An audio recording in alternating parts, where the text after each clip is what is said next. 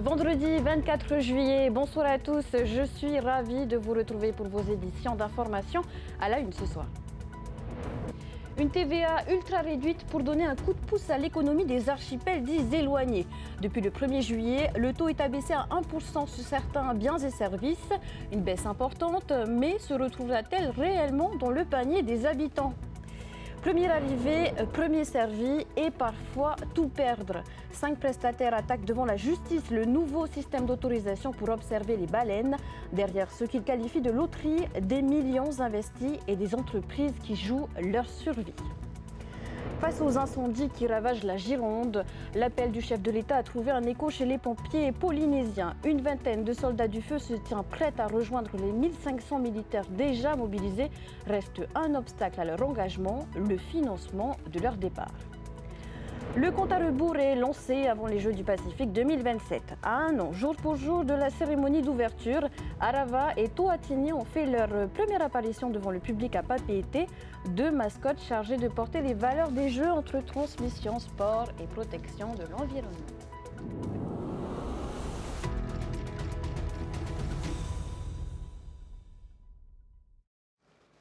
C'est l'une des mesures fiscales phares du gouvernement Broderson pour soutenir les archipels autres que celui de la société. Depuis le 1er juillet, certains échanges y bénéficient d'une TVA abaissée à 1% afin d'encourager l'investissement, de dynamiser l'activité économique et d'alléger le coût de la vie. Les contours de ce dispositif dans ce sujet réalisé avec Nathan Houkena.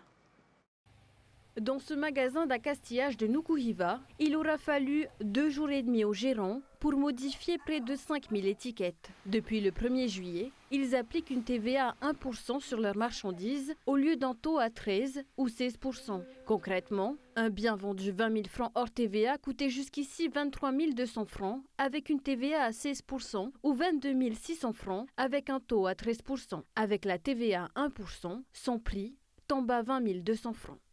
Et donc, c'est un avantage pour tout le monde. Moi, ma marge reste identique les clients bénéficient d'une baisse de 15 points. Ça peut faire des différences de 3, 4, 5 000 francs sur le même article. J'explique beaucoup aux clients que s'ils veulent acheter un moteur pour leur bateau, enfin des choses très importantes, d'accord, qu'il vaut mieux l'acheter aux Marquises plutôt que de l'acheter à Papeete, enfin à Tahiti, sur les îles de la Société, parce que évidemment, les premiers bénéficiaires, ce sont les clients. Cette baisse de TVA favorise le commerce. Pour la même somme, les clients ont plus d'articles. Ici, la baisse de la TVA est entièrement répercutée sur le prix payé par le client. Mais ce ne sera pas forcément le cas partout. Les prix restent libres. En conservant le même tarif, un commerçant peut donc augmenter sa marge sans être en infraction. Pour savoir qui peut bénéficier du taux à 1%, tout dépend du lieu de la vente, du statut de l'acheteur et dans certains cas, du mode d'expédition. Disons que pour bien comprendre, il y a 2 grands cas de figure. Le premier cas de figure, c'est le cas simple. Ce sont toutes les opérations, que ce soit les ventes de biens ou de prestations de services qui sont intra-archipel éloignés, c'est-à-dire Austral, Tuamotu, Gambier et Marquise. Toutes les opérations qui sont faites entre elles, par exemple, je suis un patenté de Rangui, j'expédie une marchandise, je vends une marchandise à quelqu'un à Fakarava, à chaque fois, ça sera du 1%. Il n'y a pas à se poser de questions, même si le client est un particulier, parce que c'est intra-île, intra-archipel de là-bas. Deuxième cas de figure, les marchandises expédiées depuis l'archipel de la Société, notamment depuis Tahiti. Où là, les entreprises exportatrices vont devoir faire attention, et c'est là qu'on leur pose la condition. Il y a 2 conditions en fait pour que la TVA de 1% puisse être appliquée sur les expéditions de Tahiti. Premièrement, c'est que l'entreprise tahitienne doit expédier elle-même. Ce n'est pas la personne des archipels éloignés qui vient récupérer à Tahiti et qui repart avec. Et la deuxième condition, c'est que l'entreprise tahitienne doit s'assurer que le client a un numéro de Tahiti actif à l'ISPF ou alors une carte professionnelle active. Autrement dit, depuis Tahiti, seuls les achats professionnels peuvent bénéficier de la TVA à 1%. En cas d'abus, la TVA manquante devra être remboursée. Exception pour les goélettes qui font de la vente à l'aventure. Elles peuvent appliquer ce taux aux particuliers des archipels éloignés. De son côté, la DGAE poursuivra ses relevés de prix jusqu'à la fin de l'année pour vérifier si cette baisse profite réellement aux consommateurs. Un détail important, la TVA à 1% ne s'applique ni aux boissons alcoolisées, ni au tabac, ni aux produits soumis à la TCP. Autre changement engagé par le gouvernement Broderson, le nouveau système d'attribution des autorisations d'observation des baleines. Alors que la saison vient de débuter, cette réglementation est déjà contestée devant le tribunal administratif. En cause notamment le principe du premier arrivé, premier servi et des autorisations remises en question après l'engagement de dépenses. Esther Cuneo, Rarahumaha. Une loterie. Voilà comment l'avocat de 5 prestataires de Whale Watching qualifie le système de quotas remis en question chaque année. Le problème, c'est de remettre en jeu de manière périodique leurs autorisations sans aucune garantie qu'ils l'auront de nouveau pour les années suivantes. Ça veut dire que, imaginez-vous que chaque année, la profession que vous exercez, vous la remettez en jeu sans aucune garantie que vous allez pouvoir l'exercer pour l'année qui suit. Est-ce que vous allez la faire ? Ce sont surtout les nouvelles règles du jeu qui sont contestées. Car pour obtenir une autorisation d'approche des cétacés, les candidats doivent d'abord déposer leur dossier sur la plateforme Paraoa, ouverte cette année du 26 juin au 3 juillet. Face à l'afflux des demandes, les autorisations sont attribuées selon un seul critère, l'ordre d'arrivée. Premier arrivé, premier servi. Mais le fait de lancer une loterie, puisque c'est ça, à la fin, c'est que vous allez peut-être avoir votre autorisation, mais vous n'en avez aucune garantie. C'est-à-dire que c'est impossible de savoir. C'est par ordre d'arrivée, mais vous ne savez pas qui est avant vous. Pour ces professionnels qui exercent parfois depuis plus de 10 ans et dont l'activité représente entre 50 et 80% de leur chiffre d'affaires, l'enjeu est considérable. Des centaines de réservations déjà vendues, des investissements engagés, puis le couperet juste avant l'ouverture de la saison. Une mise à mort économique pour les entreprises écartées. Nous, ce qu'on reproche, c'est de nous avoir dit votre dossier est accepté. 10 jours plus tard, le 13 juillet à 21h16, ils nous envoient sur la même plateforme par mail votre dossier est réexaminé. Ensuite, à 21h17, votre dossier est refusé. Donc en 1 minute, ils ont réexaminé et ils ont refusé. Sur le point de quitter son emploi salarié, Heirani a tout misé avec son frère sur cette entreprise. Formation de guide aquatique, certification baleine, rénovation du bateau. Plusieurs millions de francs ont été investis des mois à l'avance avant de se voir finalement refuser le précieux sésame. On a des familles, j'ai des enfants, mon frère a des enfants, on a une femme.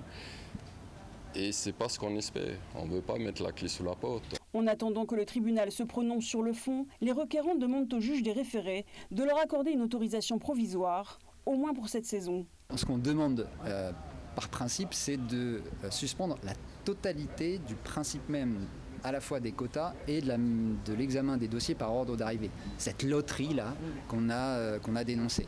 La décision doit être rendue dès demain. Vous avez certainement vu les images impressionnantes des incendies qui ravagent la Gironde dans l'Hexagone. Pour prêter main forte aux équipes déjà mobilisées, une vingtaine de pompiers polynésiens se tiennent prêts à partir. Une mobilisation réponse à l'appel à la solidarité lancé par le chef de l'État. Leur départ reste toutefois suspendu à une question, celle du financement du déplacement. Leur Philibert Mataïhorei. Là, je vais essayer un peu d'appeler toutes les casernes pour toi. Et donc là, ensuite, je vais faire une remontée auprès de la Fédération nationale, du président de la Fédération nationale. Préparez-les, enfin, parce que ça peut être soit ce week-end, soit la semaine prochaine. Il a été touché par l'appel de la Fédération nationale des sapeurs-pompiers. Gaston Tounoa fait depuis quelques heures le tour des casernes du Fénois. Objectif, réunir une vingtaine de soldats du feu, prêts à être déployés aux côtés des pompiers qui luttent contre les incendies en Gironde depuis mercredi. Moi, j'ai reçu l'appel ce matin du président de la Fédération nationale des sapeurs-pompiers de France, Jean-Paul Bosselan, en me demandant s'il y a possibilité de faire envoyer une équipe en Gironde. On ne va pas imposer, mais donc on demandera ceux qui sont volontaires. Dans les Landes et en Gironde, 22 000 hectares sont déjà ravagés par 2 violents incendies. 140 000 personnes ont été évacuées. Le Premier ministre a réuni il y a quelques heures une cellule de crise interministérielle. Et le chef de l'État a demandé l'activation du mécanisme de protection civile de l'Union européenne. Comme en 2022, les pompiers polynésiens souhaitent répondre présent. On était 21 et le chef de détachement, c'était moi-même en tant que président de la Fédération polynésienne des sapeurs-pompiers. Et donc si le président Bosselan, Jean-Paul Bosselan me contacte, c'est qu'ils ont vraiment besoin. En août 2022, c'était à la charge du gouvernement d'Edouard Fritz qui avait pris l'initiative. Actuellement, au niveau du gouvernement, c'est compliqué. C'est compliqué, mais Ils m'ont dit de se préparer, ils vont me contacter et au cas où, ça sera peut-être soit la France, soit le Fonds européen qui vont nous faire déplacer. Sollicité, le gouvernement n'a pas répondu à nos demandes. Une conférence de presse menée par le maire de Teva-Yuta est prévue mardi matin. On poursuit avec une révélation, celle des mascottes des Jeux du Pacifique 2027, Arava et Toatini. Elles ont été présentées au public aujourd'hui à Papeete, à 1 an, jour pour jour, du lancement des compétitions. 2 personnages que l'on verra désormais régulièrement avec une mission, promouvoir ce grand rendez-vous sportif. Thomas Chabrol, Juliano Tautou. Séance photo et rencontre avec le public. Arava, la pieuvre de Rayatea, et Toatini, le super corail de Tatakoto, ont lancé le compte à rebours. J-365 avant l'ouverture des Jeux du Pacifique 2027. Les 2 mascottes seront désormais présentes lors des événements officiels et des actions de sensibilisation. Objectif, mobiliser la population jusqu'à l'accueil des délégations. Pour cet ancien volleyeur, elle représente l'esprit des Jeux. C'est très important aujourd'hui qu'on vient de nous montrer officiellement, hein, voilà, la mascotte des Jeux. C'est pour ça que je suis venu spécialement pour venir voir. C'est un ancien sportif aussi, j'irai voir les disciplines qui vont nous proposer. Dans 1 an, 4500 athlètes seront réunis sur les différents sites de compétition. Pour promouvoir les bienfaits du sport, le comité organisateur des Jeux propose au public des challenges. Aujourd'hui, les plus motivés testent leur capacité au rameur. Moi, je suis plus dans le volley, mais c'est vrai que j'en fais très rarement du rameur. Et j'avais oublié la sensation que ça faisait.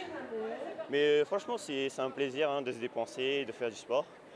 Étant donné qu'on est à 1 an jour pour jour des Jeux du Pacifique, qui est un événement que j'attends beaucoup, notamment pour le sport du volleyball.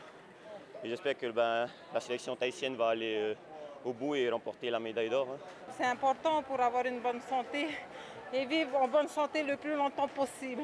Voilà, partager et montrer l'exemple à la jeunesse, il faut bouger. C'est par rapport aussi à la prévention contre l'obésité morbide. On en voit beaucoup quand même. Donc faites du sport. Au-delà du cadre sportif, la mascotte Arava, présentée comme un personnage dynamique, symbolise la transmission des savoirs. À ses côtés, Toatini, le super corail, porte le message du respect de l'environnement et de la préservation du vivant. Transmettre la culture polynésienne à travers le vivant, illustration à la réunion avec l'école Puerava. Son spectacle annuel représente l'aboutissement de plusieurs mois de travail pour les jeunes danseurs et danseuses, mais aussi pour leurs parents. Camille Châtillon s'est glissée dans les coulisses, regardez. Lève derrière. En coulisses, les tamas s'activent pour enfiler leurs costumes. Heureusement, les filles peuvent compter sur les mamans présentes avec elles. Le stress se partage à quelques minutes d'entrée en scène. Ah oui, je stresse. On a peur qu'il y ait des feuilles qui tombent. On a une agrafeuse avec nous, mais il y a une super équipe, donc voilà. Quelques retouches de dernière minute.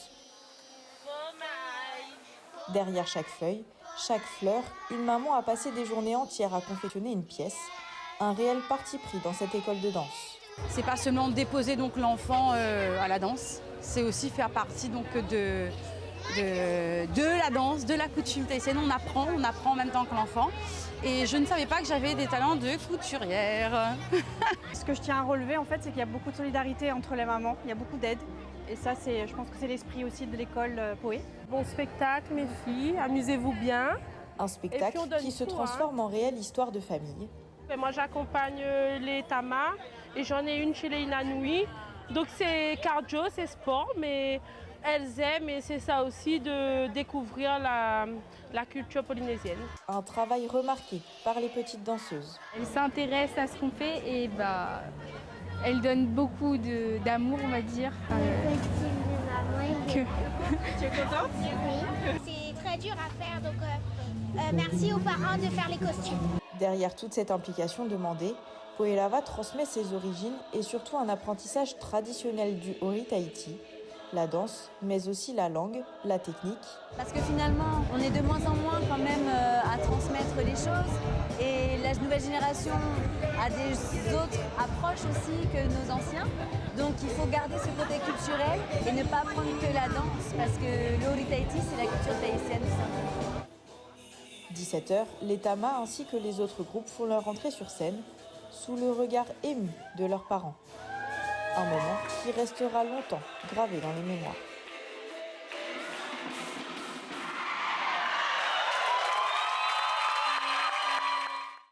On vous fait revivre un autre moment de culture polynésienne, cette fois-ci chez nos cousins de Rapa Nui. Le Tapati 2026 est ouvert par une impressionnante démonstration d'endurance avec le redoutable triathlon. Au-delà de la compétition, chaque participant défendait les couleurs de sa candidate au titre de reine du Tapati. Ambiance électrique, sueur et émotion, immersion avec Meriteato. À peine le soleil levé, l'île retenait son souffle. Le Tau à Rapa Nui, le triathlon pascouan, ouvrait officiellement les compétitions sportives du Tapati 2026. Une épreuve exigeante mêlant la course sur ado appelée le Wakaama, la course avec une charge de 22 kg de bananes sur les épaules, le Akavenga, et la course de natation, la Natation Conpora. Ici, la performance ne se joue pas seulement au chrono, elle se joue à la force mentale, à la stratégie et au respect des règles. Car lors de l'épreuve du Akavenga, chaque kilo transporté compte. Tout est vérifié, pesé, emballé. Il ne faut pas que les bananes tombent ou qu'elles soient tirées par les autres compétiteurs. Il doit partir et revenir avec les mêmes kilos et ne doit pas perdre de bananes en route. C'est pour ça qu'elles sont emballées. Certains les cassent pendant la course pour que la charge soit moins lourde. Cette compétition est difficile, très exigeante physiquement et mentalement. Rien n'est laissé au hasard, l'équité est sacrée. Chez les jeunes, la bataille est intense. Après 3 années à la 2e place, la persévérance a fini par payer. Je suis tellement heureux d'être le champion de cette course. Je suis très fatigué. La vérité, c'est que j'attends beaucoup de ce moment. Ça fait 3 ans que je suis en 2e position. 3 ans, c'est beaucoup. J'avais très envie de gagner. J'aimerais remercier mon coach, Ellie Johnson, mon père, ma famille, qui ont toujours été là pour moi. Je veux aussi envoyer mes pensées de réconfort à toute ma famille endeuillée. On a perdu un proche ce mois-ci. Je veux remercier tout le monde d'avoir été là pour moi. De l'émotion brute. Chez les adultes aussi, le combat a été rude.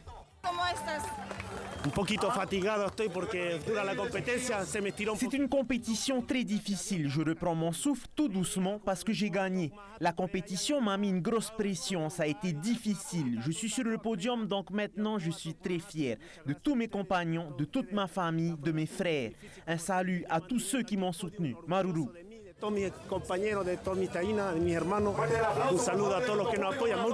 Fatigués mais debout sur le podium. Autour du parcours, les familles vibraient et même les visiteurs sont tombés sous le charme. Je suis chilien, c'est la première fois que je viens ici à l'île de Pâques et je trouve ça merveilleux comment ce peuple peut maintenir ses traditions tout le temps. C'est émouvant de voir la compétition, très amusant aussi. La première compétition avait beaucoup de force, beaucoup de technique et c'est vraiment spectaculaire.